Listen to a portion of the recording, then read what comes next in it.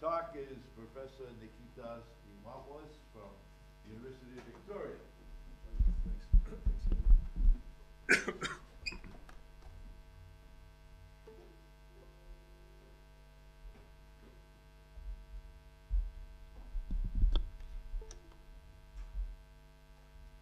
Okay, good morning, everybody.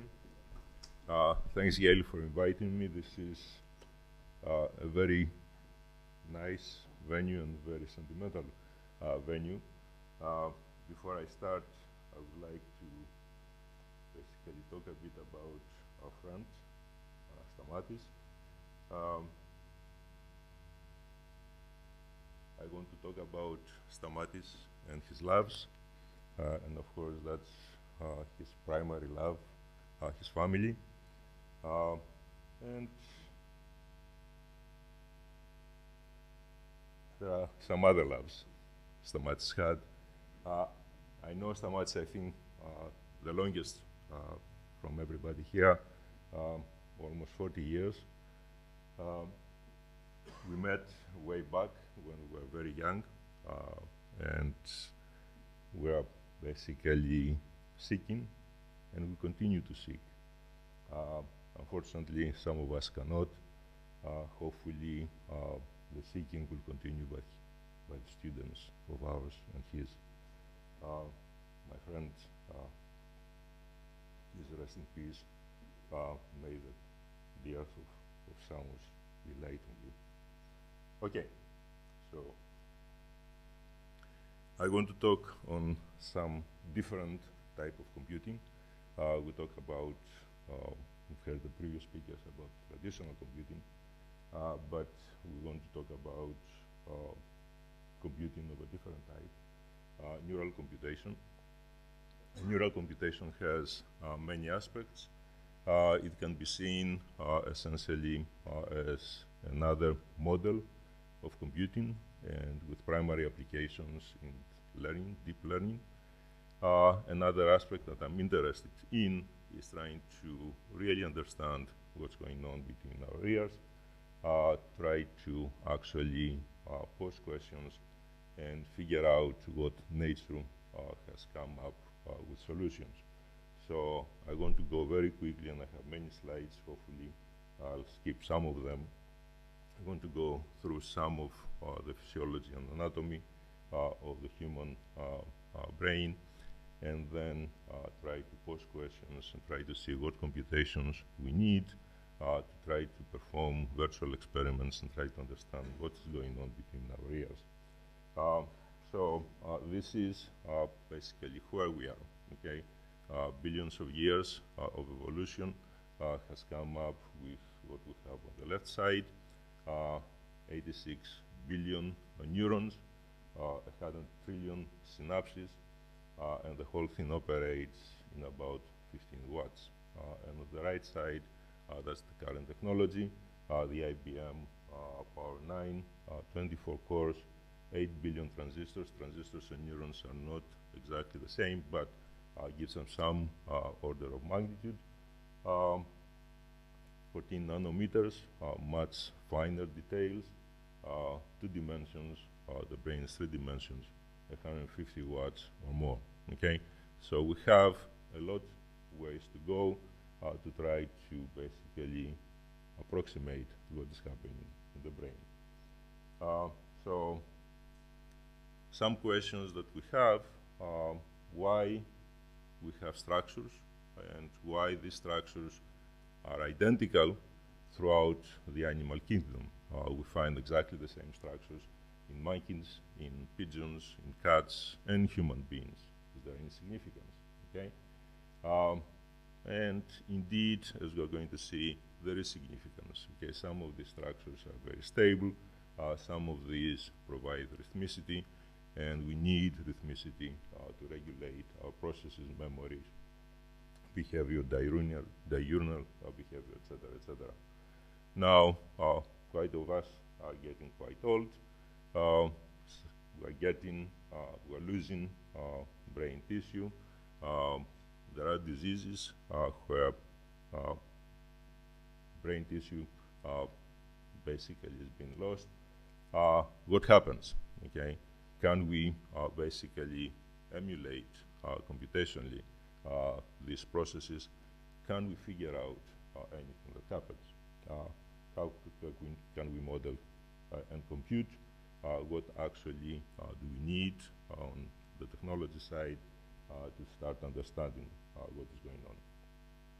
So we have some answers, okay? So some of the structures, as I said, are indeed stable. Some of these actually produce rhythmicity, but we have more questions than answers, basically the why and the how. So this is our plan, okay? Basically, I'm going to go very quickly about the basic ideas of neural physiology, and then we're going to talk about specifics and the computational needs, okay? Neurons, everybody has some idea. These are the structures. There's a soma, there are dendrites, those are the inputs, the hillock where things happen, and the action where the results propagate, okay? Physiologically, this is how they look, okay? It's very difficult to actually figure out the exact physiological details. There are, to figure out exactly one neuron, how it behaves in 3 dimensions, it takes about 3 months of actual work to actually figure out how these neurons are exactly positioned and their ramifications. So it is quite difficult. This is from the hippocampus to show basically some of the connectivity. We can see the dendrites on the white part and how intensely they connect.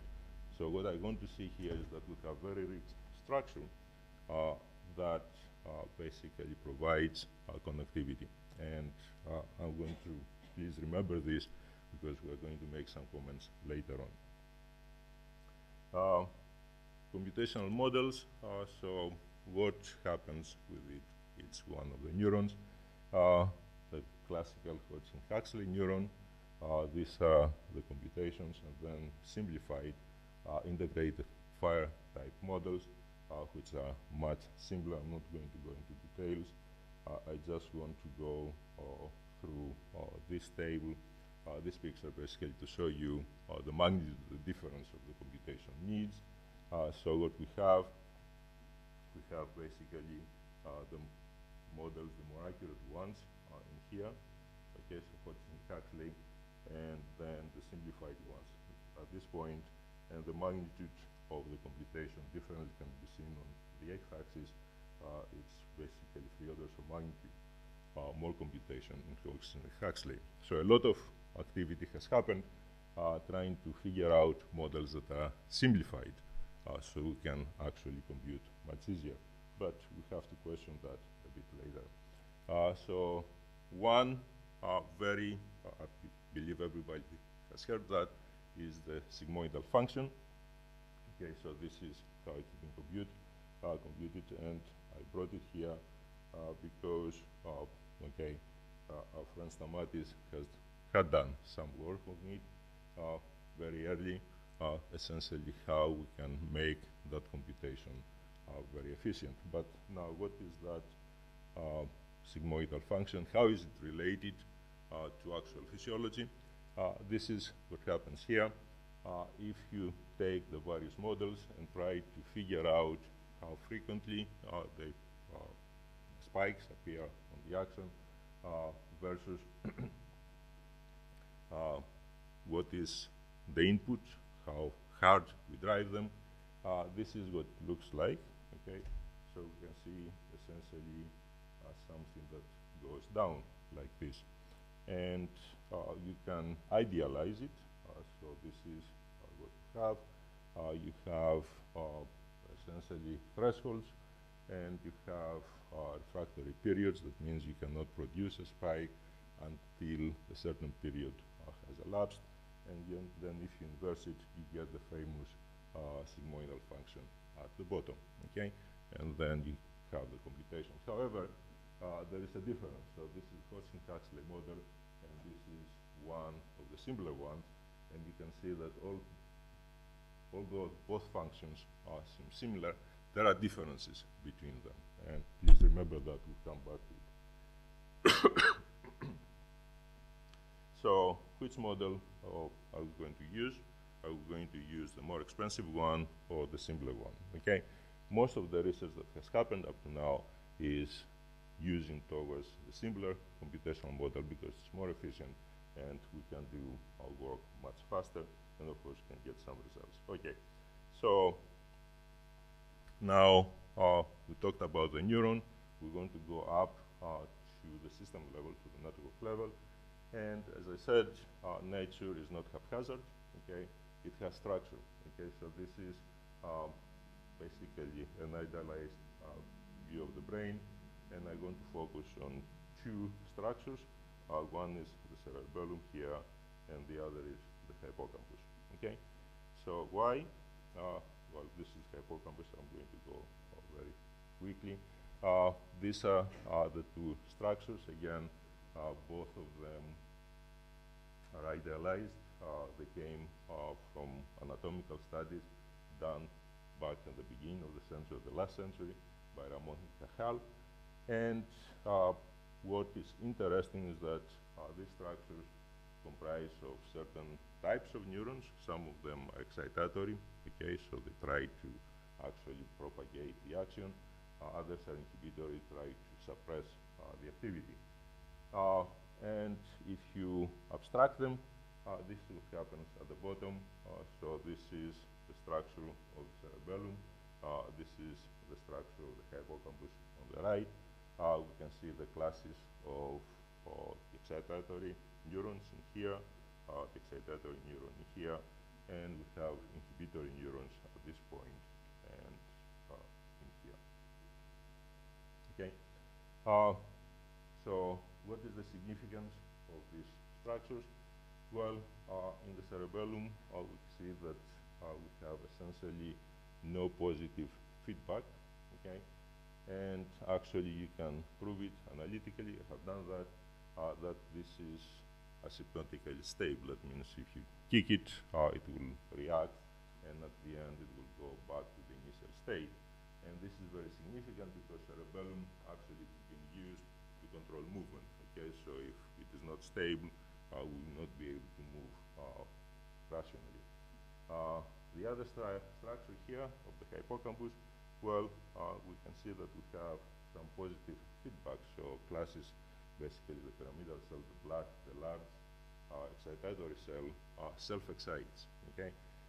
If it self-excites, then what happens, you might think that you can reach to a state where basically everybody fires all the time, okay? And again, this is not useful because you saturate the network very high energy, nothing will work. That's why you have the inhibitory classes that come in and try to regulate, okay? So we can basically see how all these things work. We can simulate what happens. These are some very early simulations that I have them back in the very heroic era of the PDP 1140, running for an hour, 2,000 synapses, 60 steps, again, for an hour. But it worked. I could see basically the results coming out and the system being stable and staying there after the input. Coming back, moving forward, we wanted to do something that is more realistic. So we are doing simulations basically on the hippocampus, again, on a very thin area of the hippocampus, not the whole structure, about 50,000 neurons.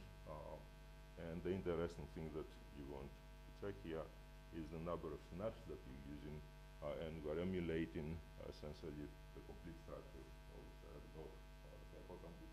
We have 136 million synapses, so it is the synaptic connectivity is very, very rich. We have run the structure for 10 seconds of real time. It requires around 20 minutes on rather recent E5 processor, 12 cores, and we have gotten the results that indeed show that there is rhythmicity. We know that in the hippocampus we have about a sub 10 hertz frequency, which is called the theta rhythm. And lo and behold, this arrives here. You can see the rhythmicity, and we can see that this structure gives us about 4 hertz. Okay, we're not the first ones.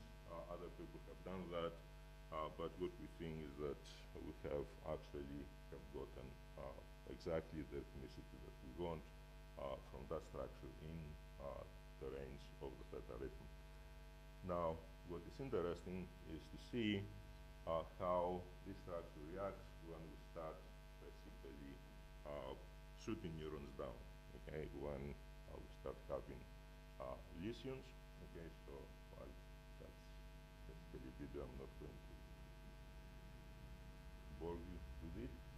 So we have conducted a couple of experiments where we have many small regions where the lesions exist, and then we have few rather large regions, and then we grow them and see what happens. And this is the idea. This is the small lesions, and the blue, the dead regions, the yellow, the still live ones. And we simulate it, and lo and behold, we still have seen rhythmicity, although we have a slight change in the frequency down 4.8 hertz, up 4.8 hertz from 4.0 hertz. Okay, and if you do the experiments, this is what you get. Okay, so this is the percentage of neurons that are dead. Okay, left and right, the two different experiments. These are small lesions that we increase the numbers, and the right one is large lesions, which the number of lesions is constant, but we increase the size of them. What is interesting is that the system still exhibits rhythmicity. That means we have a very stable situation. However, you see subtle changes. First of all, as we increase in both experiments, as we increase the number of dead neurons, we see a slight increase in frequency. Is this a telltale sign of something that perhaps can use medically? Okay, can we see, detect changes in the rhythmicity, and that can give us clues that some kind of disease that comes in? It is very early to say, but this is very tantalizing. Okay, so what's the computational cost? As we said, it ran on the latest generation of the Xeon, and it requires about 300 microjoules of energy per synaptic event. Okay, so this is a metric that is being used to characterize what is the cost of the computation. Okay, so what can we do to actually do the computation? Do things more efficient. We can do it in software and emulation, but this is not scalable. Okay, so people are coming out with architectures. Okay, so this is the standard one. It's fully dedicated. So we have the neurons, the triangles in here, and we have the synapses on that side, and there is the network that comes back, basically that connects every neuron to every other neuron. Okay, but this is not scalable. Okay, it grows basically the square of the number of neurons, and we are talking about millions. This certainly doesn't scale. So what people have been doing?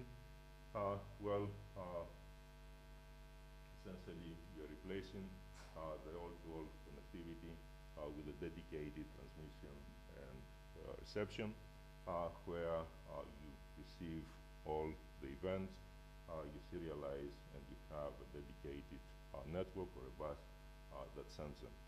By the way, the events that go out are spikes, okay, and therefore people are basically recording these events rather than sending the analog expression of them. How we construct these? This can be digital or analog. There is an argument for analog expression, in the sense that we can do computations much more efficiently using analog processes than using digital processes. Okay. However, because of the commoditization of the digital processes, analog essentially is lagging behind, and we're going to see some examples of that. Now, to make things even cheaper, we can share the synapses. That means the same hardware now is time multiplexed. Okay, we can share also the dendrites. Okay, so essentially, instead of replicating the computation that goes to each one of the neurons, we just do it once and we send it off. Okay, so these are some of the examples, and there are some projects that are going to quickly review and then talk about, give you some thoughts about what's going to happen. So essentially, we have either hybrid architectures, so we have analog neurons, okay, and then the interconnect is digital. We send the spikes as events, and of course we have all digital ones. So for the analog architectures, there are some very large projects. Neurogrid is one. Okay, so the SOMA is a leak, integrate, and fire. Okay, with some extensions. The dendrites and the synapses actually account for some of the membrane capacitance. And then they use essentially the cell dendrite computation, where basically all the synapses in a neighborhood get exactly the same the same results. Okay, so this is one way of doing it. They have implemented it, and I'm going to give details later on. And lo and behold, they have done a very similar structure where we have positive feedback, and they also have seen a similar rhythm arising. Okay. The brain scales is a very similar architecture as the previous one. Again, a hybrid. What's interesting about brain scales is that it's a wafer scale integration. That means they have analog neurons on the wafer, and then they do a processing where they do modelization, and they connect them together. So they have demonstrated a system. Caviar is another analog hybrid architecture. This is coming directly from, it's a European project, it's coming directly from the structure of the visual cortex, and they have demonstrated the work in vision. From the digital implementation, the most notable one is the recent one by IBM, through North. Again, dedicated chips, each one implementing 256 neurons and 256 square synapses. The neuron core does a simple integrate and fire computation digitally, but it is very, very efficient, and they have shown that they can scale it quite high. What is interesting is that they claim 10 picojoules per synaptic event. And Spinnaker, that's an interesting architecture coming out of Manchester. Again, they have integrated ARM processors. The beauty of it, while in True North, essentially the processors are very specific, so they do only the integrate and fire. Of the ARM processors, you can actually program any type of a model that you wish. Again, 18 ARMs, 48 Spinnaker chips, 18 ARMs per chip, 48 Spinnaker chips, 864 cores in the whole board. Okay, so this is the interesting thing that I want to show you. These are the comparisons, and what we have here is basically the energies that we need per synaptic event, and this is what nature has provided, 10 heptajoules per synaptic event. This is classic computation. This is what we have done. It's about 300 microjoules, so several orders of magnitude more. Okay, and then we have the remaining This is a classic computation. Basically, it's an emulation of true north on Sequoia.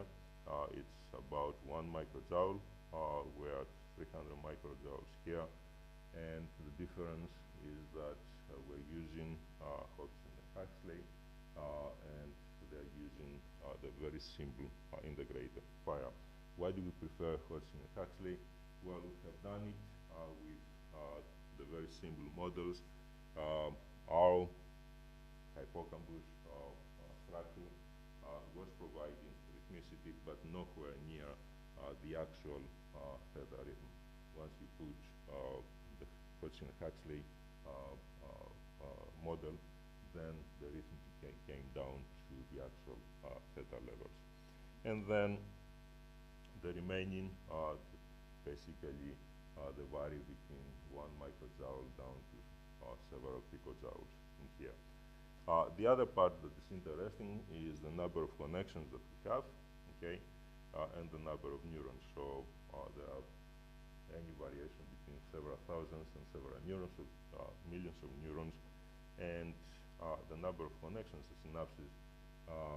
Nature actually is very rich in synapses, okay. On the average, from here you have about 1,000 synapses per neuron.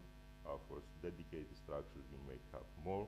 In the hippocampus, you have about a bit more than 3,000, while everything else here has much less than 1,000 connections per neuron. So all the structures that we have taken 2 minutes. We have taken basically shortcuts to actually come down and have something that is working, but it is not near what nature has provided. And now I would like basically to come to some thoughts. Both analog and digital devices show improvement, okay, in synaptic connectivity, so they have gone down. But we're still 3 orders of magnitude away from biology, and most systems are still far from biologically accurate. Okay, so this is what we have right now.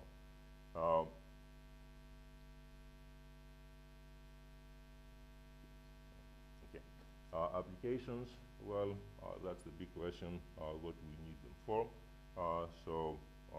Applications, some of them are basically demonstrations for functionality, and the main applications are vision, caviar and true north, and demonstrations of deep learning true north and brain scales.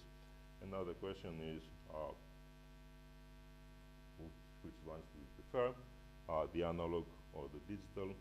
If you look at the performance and the energy from the energy level, the analog seems to be better, but still not that much better than digital.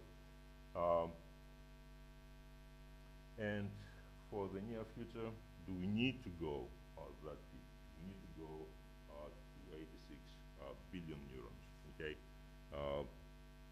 For which we need the femtojoule per synapse energy. Can we target perhaps applications where we need several orders of magnitude less neurons and less synapses, okay? And if we do this, do we need different architectures, okay?